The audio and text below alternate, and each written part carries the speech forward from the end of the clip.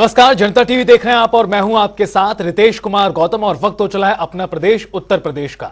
राजस्थान के रण से आज मुख्यमंत्री योगी आदित्यनाथ ने एक बात तो साफ कर दी कि हो ना हो राजस्थान में बीजेपी की ही सरकार बनेगी। और साथ ही पिछले 5 सालों से सत्ता पर काबिज गहलोत सरकार के काम जनता को गिनाए कि आखिर उन्होंने 5 सालों में क्या किया और सत्ता में आने के बाद बीजेपी किस तरह से विकास कार्य करेगी।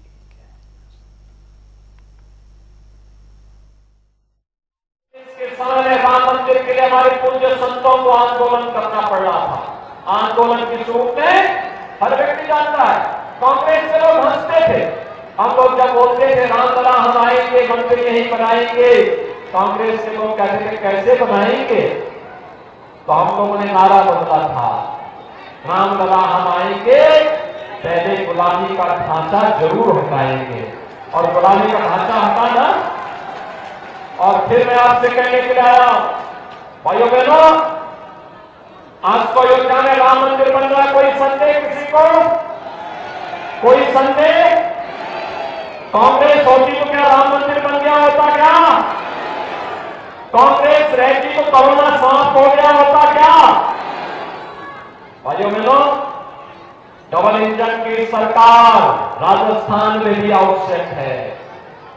और इसके लिए मैं आपसे कहने के लिए आया हूं कि महादेव बाबा बालकनाथ जी को भारतीय जनता पार्टी ने तिजारा विधानसभा क्षेत्र से अपना प्रत्याशी बना करके उतारा है, जिससे सितारा के रूप में तिजारा के भविष्य को उज्जवल बनाया जा सके। सहमत हैं? आज मैं आपके पास आया हूं। पिछले 5 वर्ष में राजस्थान में जो कुछ हुआ, भाइयों बहनों, ये पीड़ादायक है। राजस्थान की कांग्रेस नेतृत्व की सरकार जन विश्वास खो चुकी है। आज यहां पर अव्यवस्था है, अराजकता है, गुंडागिर्दी है, भ्रष्टाचार है। राजस्थान जो वीर और वीरांगनाओं की भूमि है, अपने शौर्य और पराक्रम के लिए जानी जाती है, अपनी भक्ति और शक्ति के लिए और अपने आतिथ्य सत्कार के लिए जानी जाती है। आज उस राजस्थान की धरती, राजस्थान के अंदर कांग्रेस नेतृत्व की सरकार की भ्रष्टाचार और अराजकता के कारण करा रही है। तो वहीं सपा के अध्यक्ष अखिलेश यादव ने आज दिवंगत नेता मुलायम सिंह यादव की जयंती पर उनके स्मारक का भूमि पूजन किया। इस मौके पर सपा अध्यक्ष परिवार के सदस्य भी मौजूद रहे और एक एक कर पार्टी कार्यकर्ताओं को संबोधित करते हुए उन्हें याद दिलाया कि आखिर किस तरह से सभी समाजवादी पार्टी के लोग कार्यकर्ता नहीं बल्कि परिवार का हिस्सा हैं। मैं सबसे पहले जहां नेताजी को याद कर रहा हूं, वहीं अपने सभी समाजवादियों का बहुत बहुत धन्यवाद और आभार प्रकट करना चाहता हूं। आज जब हम नेताजी को याद कर रहे हैं और नेताजी को न केवल नेताजी के नाम से बल्कि धरती पुत्र के नाम से भी लोग हमेशा याद करते रहे हैं। ये सैफई जहां पर नेताजी का स्मारक बनने जा रहा है, सैफई नेताजी का सपना था और नेताजी ने जिंदगी भर सैफई से लेकर के और देश की किसी राजनीति में किसी जगह पहुंचे होंगे, न कभी अपनी सैफई को भूले और न अपने लोगों को कभी भूले। नेताजी ने न जाने कितने लोगों के सर पर हाथ रखा, कंधे पे हाथ रखा और राजनीति की ऊंचाइयों तक पहुंचाया। उन नेताजी को हम लोग याद कर रहे हैं, उन्हीं के स्मारक में आज हम लोग शामिल होने जा रहे हैं। नेताजी ने जीवन भर धरती पर संघर्ष किया और धरती पर चोट खाकर ही नेताजी धरती पुत्र बने। की प्रशंसा करते करते शब्द कम पड़ जाएंगे। नेताजी को सबसे प्रिय उनकी समाजवादी पार्टी थी और उनका पूरा समाजवाद परिवार जो आज यहाँ उपस्थित है वह था।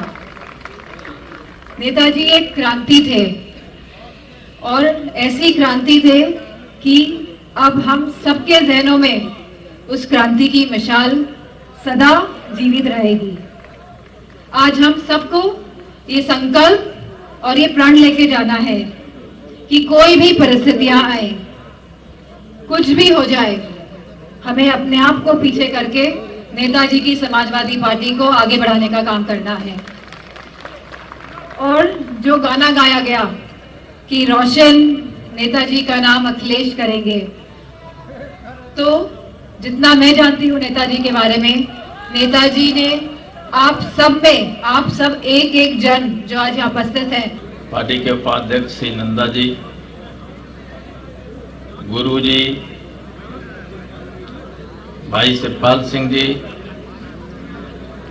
सुमन जी, हमारे सारे वरिष्ठ नेतागण और नेताजी के बहुत वरिष्ठ सहयोगी जो अभी हैं इस दुनिया में, जो मंच पर पीछे बैठे हुए हैं, उन सबको नमन करते हुए और आप सबको प्रणाम करते हुए नेताजी की जयंती पर उन्हें सबसे पहले मैं प्रणाम करता हूं, श्रद्धांजलि देता हूं।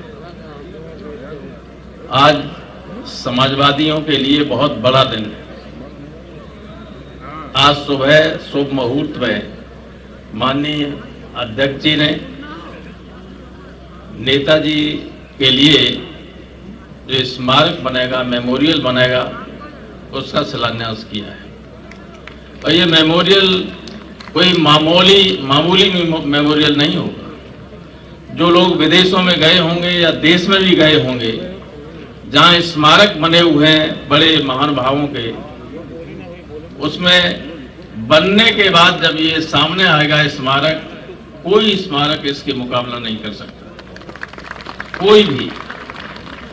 ये बनाया जाएगा अमेरिका के सबसे महबूब राष्ट्रपति अब्राहम लिंकन के मेमोरियल की तर्ज पर, लेकिन उससे भी बेहतर बनेगा। अगर नेताजी चाहते तो उस कुर्सी पर भी पहुंच सकते थे। नेताजी के मन में त्याग की भावना हमेशा रहती थी, लेकिन हम बस बहुत कुछ नहीं कहना चाहते हैं। वैसे तो नेताजी ने जब जब सत्ता में आए तो इतना काम करके दिखा दिया है। नौकरियों से लेकर के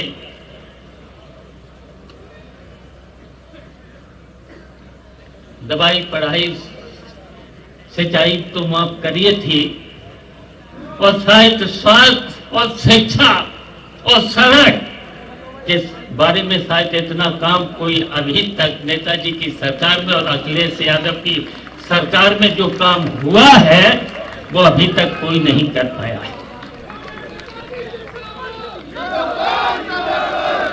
और हमारे सामने तो ऐसे भी मौके आए हैं, मैं नेताजी का इशारा समझ जाता था। आपको याद होगा हम नेता विरोधी दल थे, एक ऐसा मौका आया था कि आजम खान साहब का सम्मान होना चाहिए। तो वहीं प्रयागराज में कालिंदी महोत्सव मनाया जा रहा है। इस दौरान मौजगिरी आश्रम पर दीपदान महायज्ञ आयोजित हो रहा है, जिसके लिए दूर दराज से आए साधु महात्माओं का सैलाब प्रयागराज में उमड़ा हुआ है। इस मौके पर ग्राउंड जीरो से देखिए संगम नगरी में दीपदान के इस महायज्ञ के अद्भुत नजारे। दत्तात्रेय सेवा समिति सच्चा बाबा मौजगिरी आश्रम के ये मौजगिरी यमुना किनारे तट पर जहां कालिंदी महोत्सव का आयोजन आज हो रहा है, और यहां पर करीब लाखों दियों से दीपदान होगा और एक भव्य नज़ारा होगा। हर साल की तरह ये महोत्सव हो रहा है और आप देख सकते हैं श्री गणेशाय नमः पहले लिखा है और फिर श्री ओम कालिंदी महोत्सव इस तरह से लिखा है। हम बात करेंगे, हमारे साथ धीरेन्द्र द्विवेदी जी हैं, किस तरह से पूरा ये आयोजन हो रहा है, किस तरह से ये दीप उत्सव है, क्या इसका? देखिए, इस बार 7वां वर्ष है ये कालिंदी महोत्सव एवं दीपदान का है। ये जूना अखाड़ा है, श्री पंचदश नाम जूना अखाड़े का ये घाट है। इसी घाट पे पिछले 7 वर्षों से कालिंदी महोत्सव एवं दीपदान किया जाता है। आप देख सकते हैं कि घाटों पर जिस तरीके से घाटों पर मंत्र लिखा जाता है, बाकायदे दीपों के द्वारा मंत्र लिखा जाता है। उसके बाद नीचे जमुना जी का चूंकि तट है, कार्तिक का महीना है, तो 12 महीने में एक महीना जो है वो कालिंदी, यानी कार्तिक में कालिंदी की पूजा होती है। तो कालिंदी के तट पर आज ये दीपदान महोत्सव महोत्सव का आयोजन किया गया है, जिसमें यहाँ के ही नहीं आसपास के जनपदों के आसपास के प्रदेशों से भी भक्त आए हैं। और अब से थोड़ी देर बाद ये कार्यक्रम शुरू हो जाएगा, जिसमें दीपदान करेंगे और कार्तिक महोत्सव का जो ये कालिंदी महोत्सव उसमें लोग सम्मिलित होकर और आनंदित होंगे। देखा आपने बताया धीरेन्द्र जी ने किस तरह से ये महोत्सव होगा और यहाँ पर आप देख सकते हैं बच्चे हों, बड़े हों, छोटे हों, हर कोई दीपदान की तैयारी में है। और ऐसे में कार्तिक माह की शुक्ल पक्ष में ये कार्यक्रम हर साल होता है और ऐसे में यहाँ पर एक भव्य नज़ारा होता है और भक्तों का एक जन सैलाब सा इस घाट पर उमड़ता है और देखने वालों के लिए एक अद्भुत सा दृश्य होता है। जनता टीवी के लिए सैयद मोहम्मद आमिर, प्रयागराज। योगी सरकार ग्रामीण क्षेत्रों में लगातार विकास कर रही है और इस कड़ी में आज लोक निर्माण मंत्री जितिन प्रसाद ने बाराबंकी में 100 करोड़ से ज्यादा की लागत की परियोजनाओं का शिलान्यास और लोकार्पण किया, जिसके लिए जनता काफी दिनों से मांग कर रही थी। यूपी सरकार के राज्य मंत्री सतीश शर्मा की पहल पर सरकार ने इन परियोजनाओं पर मोहर लगाई और जल्द ही निर्माण कार्य भी शुरू होगा। कार्यक्रम में तमाम बीजेपी नेता और सैकड़ों की संख्या में लोग मौजूद रहे। मंत्री जितिन प्रसाद ने कार्यक्रम को संबोधित करते हुए कहा, शहरों के साथ साथ गांव में भी विकास को बेहद जरूरी बताया और कहा कि जल्द ही ऊपरगामी सेतु का निर्माण कार्य भी शुरू होगा। 45 करोड़ से ऊपर की लागत का यहाँ स्वीकृत कराया गया है। एक बाईपास दरियाबाद के लिए 15 करोड़ की स्वीकृति वो है। अन्य सड़कें चौड़ीकरण और सेतुओं के यहाँ परियोजनाएं की गई हैं। यही मैं कहना चाहूँगा कि योगी सरकार खास महत्व रखती है विकास की परियोजनाओं में। धन की कोई कमी नहीं आने दी जाएगी और लोक निर्माण विभाग के अधिकारियों को निर्देश दिया है गुणवत्ता के आधार पर और समय सीमा पर सभी परियोजनाएं पूरी करें और खास तौर से वो सड़कें जो क्षतिग्रस्त हो गई हैं गांव देहात की, वो भी मरम्मत करा के रात दिन 1-2 महीने के अंदर सुदृढ़ करा के पूरे जनपद में सड़कें वर्ल्ड क्लास बनाएं। दरियाबाद विधानसभा के सर्वांगीण विकास के लिए जन आकांक्षाओं की पूर्ति करते हुए प्रदेश सरकार के कैबिनेट मंत्री और लोक निर्माण विभाग आदरणीय जितिन प्रसाद जी के द्वारा आज दरियाबाद विधानसभा में Dariyabad railway over bridge, bypass, Bhikharpur पुल और असंद्रा पटखन पूर्वा मार्ग का चौड़ीकरण सहित दर्जनों परियोजनाओं का आज उनके द्वारा शिलान्यास किया गया है।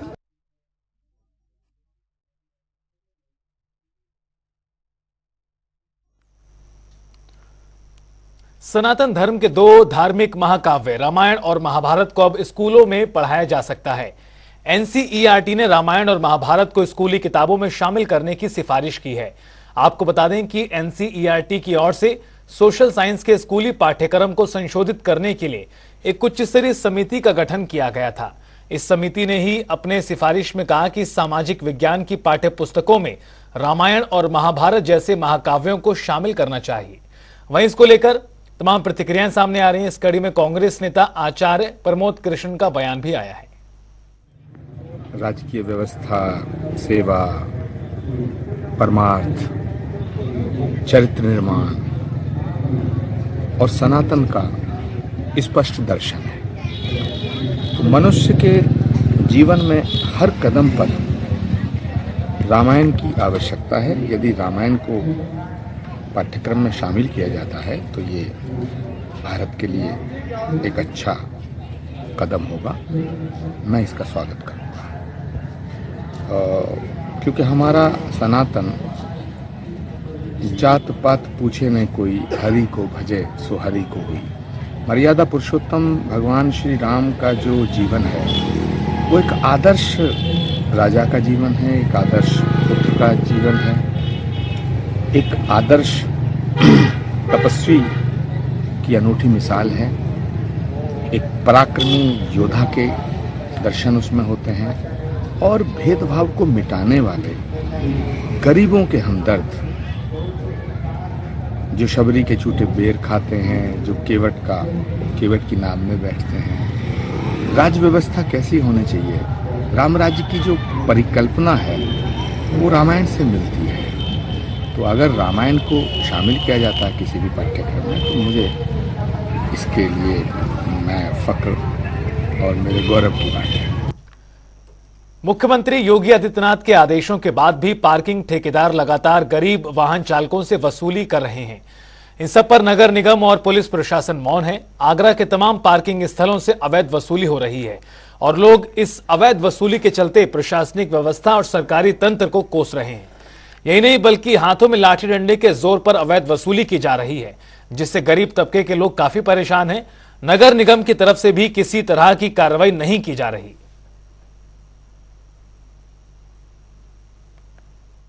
ऐसा मामला एक अभी संज्ञान में आया है, इसकी हम जनरल अधिकारी से जांच करा रहे हैं और उसे एक अंतिम नोटिस दिया जा रहा है और उसके उपरांत यदि मामला सही पाया जाएगा तो उसका टेंडर निरस्त कर दिया जाएगा।